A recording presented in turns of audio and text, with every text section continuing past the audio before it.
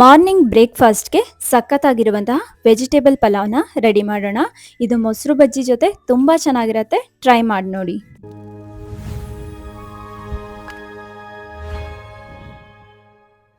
ನಾನು ವೆಜಿಟೇಬಲ್ ಪಲಾವ್ ಮಾಡೋದಕ್ಕೆ ಇಷ್ಟು ಥಿಂಗ್ಸ್‌ನ ಯೂಸ್ ಮಾಡ್ಕೊಂಡಿದ್ದೀನಿ. ಒಂದು ದೊಡ್ಡದಾದ ಟೊಮ್ಯಾಟೊ ಕಟ್ ಮಾಡ್ಕೊಂಡಿದ್ದೀನಿ. ಹಾಗೆ ಈರುಳ್ಳಿ, ಬೀನ್ಸ್, ಕ್ಯಾರೆಟ್, ಬಟಾಣಿ ಹಾಗೆಯೇ ಆಲೂಗಡ್ಡೆನ ಕಟ್ ಮಾಡಿಟ್ಕೊಂಡಿದ್ದೀನಿ. ಹಾಗೆ ನಾನು 1.5 ಗ್ಲಾಸಷ್ಟು ಅಕ್ಕಿಯನ್ನು ತೊಗೊಂಡಿದ್ದೀನಿ. ಇದರಲ್ಲಿ 1.5 ಗ್ಲಾಸ್ ಅಕ್ಕಿ ತೊಗೊಂಡಿದ್ದೀನಿ. ಆಲ್ಮೋಸ್ಟ್ ಇದರಲ್ಲಿ ನಾವು 4 ಮೆಂಬರ್ಸ್‌ಗೆ ಸರ್ವ್ ಮಾಡ್ಬೋದು.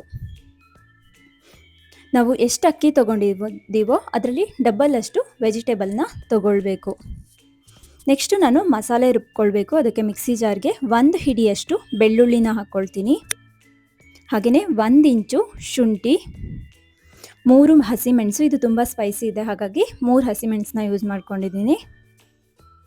ಹಾಗೆಯೇ 1 ಹಿಡಿಯಷ್ಟು ಕೊತ್ತಂಬರಿ ಸೊಪ್ಪು, ಸ್ವಲ್ಪ ಪುದೀನ ಸೊಪ್ಪು ಹಾಕ್ಕೊಂಡ್ರೆ ಸಾಕು, ತುಂಬ ಹಾಕ್ಕೊಳ್ಳೋಕೆ ಹೋಗಬೇಡಿ. ಇವಾಗ ನಾನು ಸ್ವಲ್ಪ ನೀರು ಹಾಕ್ಕೊಂಡು ಇದನ್ನು ನೀಟಾಗಿ ರುಬ್ಕೊಳ್ತೀನಿ. ನಾನು ಶುಂಠಿ ಮತ್ತು ಬೆಳ್ಳುಳ್ಳಿ ಪೇಸ್ಟ್ನ ಹೊರಗಡೆಯಿಂದ ತೊಗೊಂಬರಲ್ಲ, ಡೈರೆಕ್ಟಾಗಿ ನಾನು ಮನೇಲೇ ಪ್ರಿಪೇರ್ ಮಾಡ್ಕೊಳ್ತೀನಿ. ಈ ಥರ ಇದು ರುಬ್ಕೊಂಡಾಗಿದೆ.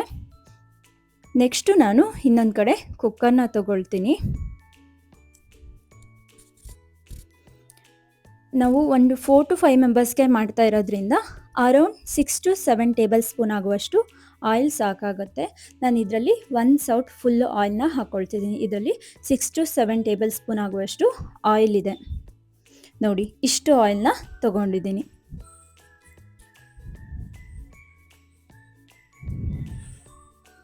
ಸ್ವಲ್ಪ ಎಣ್ಣೆ ಬಿಸಿ ಮಾಡ್ಕೊಂಡಿದ್ದಕ್ಕೆ ಮಸಾಲೆ ಪದಾರ್ಥ ಹಾಕ್ಕೊಳ್ಬೇಕು. ಇಷ್ಟು ಚಕ್ಕೆ ಹಾಕ್ಕೊಳ್ತಾ ಇದ್ದೀನಿ. ಹಾಗೆಯೇ 4 ಏಲಕ್ಕಿ, 1 ಪಲಾವ್ ಎಲೆ ಕಟ್ ಮಾಡಿ ಹಾಕ್ಕೊಳ್ತಾ ಇದ್ದೀನಿ. ಹಾಗೆಯೇ 5 ರಿಂದ 6 ಲವಂಗ, 2 ಮರಾಠಿ ಮೊಗ್ಗು, ಹಾಗೆಯೇ 2 ಚಕ್ರ ಮೊಗ್ಗನ್ನ ಹಾಕ್ಕೊಳ್ತಾ ಇದ್ದೀನಿ. ಇದನ್ನು ಸ್ವಲ್ಪ ಈ ಥರ ಆಯಿಲಲ್ಲಿ ಫ್ರೈ ಮಾಡ್ಕೊಳ್ಬೇಕು. ತುಂಬ ಫ್ಲೇಮ್ನ ದೊಡ್ಡ ಇಟ್ಕೋಬೇಡಿ, ಮೀಡಿಯಮ್ ಫ್ಲೇಮ್ ಇಟ್ಕೊಂಡು ಈ ಥರ ಫ್ರೈ ಮಾಡ್ಕೊಳ್ಳಿ ಸಾಕು. ನೆಕ್ಸ್ಟು ಕಟ್ ಮಾಡಿ ಇಟ್ಕೊಂಡಿರುವಂತಹ ಈರುಳ್ಳಿನ ಹಾಕ್ಕೊಳ್ತಾ ಇದ್ದೀನಿ. ಇದನ್ನು ಚೆನ್ನಾಗಿ ಆಯಿಲಲ್ಲಿ ಫ್ರೈ ಮಾಡ್ಕೊಳ್ಬೇಕು. ನೀವು ಈರುಳ್ಳಿ ಚೆನ್ನಾಗಿ ಆಯಿಲಲ್ಲಿ ಫ್ರೈ ಆದಮೇಲೆ ವೆಜಿಟೇಬಲ್ಸ್ ಎಲ್ಲ ಹಾಕಬೇಕು, ಇಲ್ಲ ಅಂದರೆ ನಿಮ್ಗೆ ಅಷ್ಟು ಚೆನ್ನಾಗಿರಲ್ಲ ಟೇಸ್ಟು ಪಲಾವ್ದು.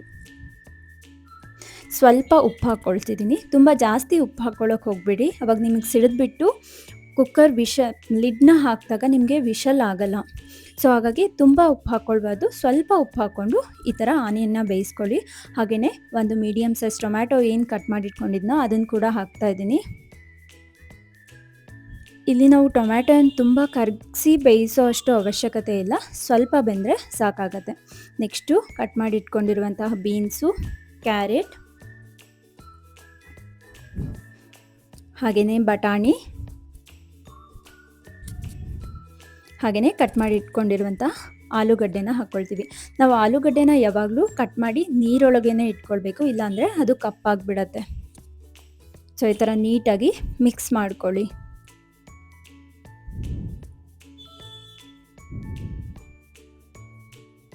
ನಾವು ಅಕ್ಕಿ ಎಷ್ಟು ತೊಗೊಂಡಿದ್ದೀವೋ ಅದ್ರ ಡಬಲ್ ಅಷ್ಟು ವೆಜಿಟೇಬಲ್ನ ಯೂಸ್ ಮಾಡಬೇಕು, ಅವಾಗ ತುಂಬ ಚೆನ್ನಾಗಿರುತ್ತೆ.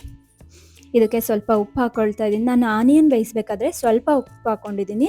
ಇಲ್ಲಿ ವೆಜಿಟೇಬಲ್ಸ್ ಜಾಸ್ತಿ ಹಾಕ್ಕೊಂಡಿರೋದ್ರಿಂದ ಮತ್ತೆ ಸ್ವಲ್ಪ ಉಪ್ಪನ್ನು ಹಾಕ್ಕೊಳ್ತೀನಿ. ಈ ಥರ ಉಪ್ಪೆಲ್ಲ ಹಾಕ್ಕೊಂಡು ನೀಟಾಗಿ ಆಯಿಲಲ್ಲಿ ಫ್ರೈ ಮಾಡ್ಕೊಳ್ಬೇಕು ನೀವು. ನೆಕ್ಸ್ಟು ಸ್ವಲ್ಪ 1-2 ಚಿಟಿಕೆಯಷ್ಟು ಅರಿಶಿಣದ ಪುಡಿ ಹಾಕ್ಕೊಳ್ತೀನಿ.